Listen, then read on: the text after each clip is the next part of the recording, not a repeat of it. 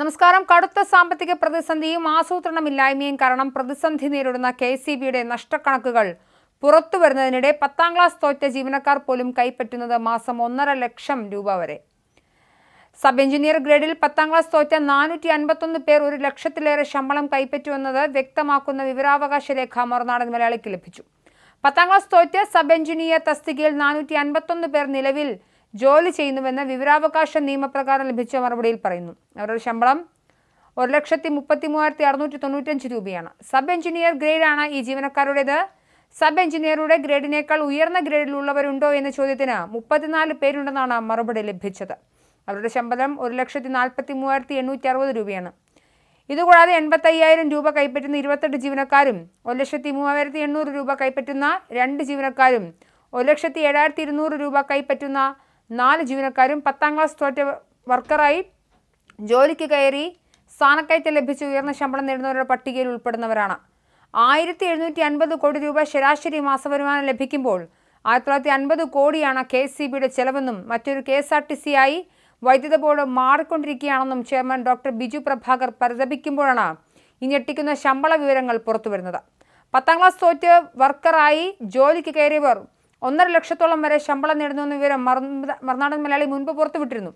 എന്നാൽ തെറ്റായ വിവരമെന്ന് ആക്ഷേപിച്ചവർക്കുള്ള മറുപടി കൂടിയാണ് വിവരാവകാശ നിയമപ്രകാരം KCBയിൽ നിന്ന് ലഭിച്ച മറുപടി. 10ാം ക്ലാസ് തോറ്റവർ ഓവർസിയർ തസ്തികയിൽ 1 ലക്ഷം രൂപ ശമ്പളം വാങ്ങുന്നുണ്ടോ എന്നറിയാൻ വിവരാവകാശ നിയമപ്രകാരം ചോദ്യം ചോദിച്ചതിന് KCB ഉത്തരം നൽകാൻ 1 വർഷവും 10 മാസവും എടുത്തു. പലതവണ അപ്പീൽ കൊടുത്ത് വിവരാവകാശ കമ്മീഷനെ വീണ്ടും സമീപിച്ചു. ഒടുവിൽ വിവരാവകാശത്തിന് ഉത്തരം നൽകി. തൃപ്പൂണിത്തുറ സ്വദേശിയായ പൊതുപ്രവർത്തകൻ ഷാജി ഈപ്പനാണ് വിവരാവകാശ നിയമപ്രകാരം വിവരം തേടിയത്. തൊടുപുഴ ന്യൂമാൻ കോളേജിൽ SFIയുടെ യൂണിയൻ ഭാരവാഹിയായിരുന്ന ആളാണ് ഷാജി ഈപ്പൻ എന്ന വ്യക്തി. 10ാം ക്ലാസ് തോറ്റവർക്ക് വേണ്ടി KCB കാലങ്ങളായി കാത്തുവച്ചിരിക്കുന്ന വർക്കർ തസ്തികയിലൂടെ ജോലിക്ക് പ്രവേശിച്ച് ഉയർന്ന തസ്തികയിലേക്ക് സ്ഥാനക്കയറ്റം നേടുന്ന പതിവ് തുടങ്ങിയിട്ട് വർഷങ്ങളായി.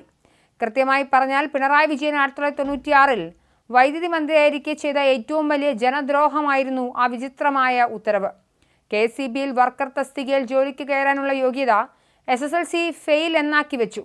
എന്നുവെച്ചാൽ SSLC നിങ്ങൾ ജയിച്ചാൽ നിങ്ങൾക്ക് KCBയിൽ വർക്കറായി ജോലിക്ക് കയറാനാവില്ല. SSLC തോറ്റാൽ ഇവിടെ ജോലി കിട്ടും. SSLC തോൽക്കുക എന്നത് KCBയിൽ വർക്കറായി ജോലിക്ക് കയറാനുള്ള യോഗ്യതയായി മാറിയതോടെ ഈ തസ്തികയിൽ കയറിപ്പറ്റിയവർ ഇപ്പോൾ മക്കൾക്ക് വേണ്ടിയും അതേ പാത പിന്തുടരുകയാണ്.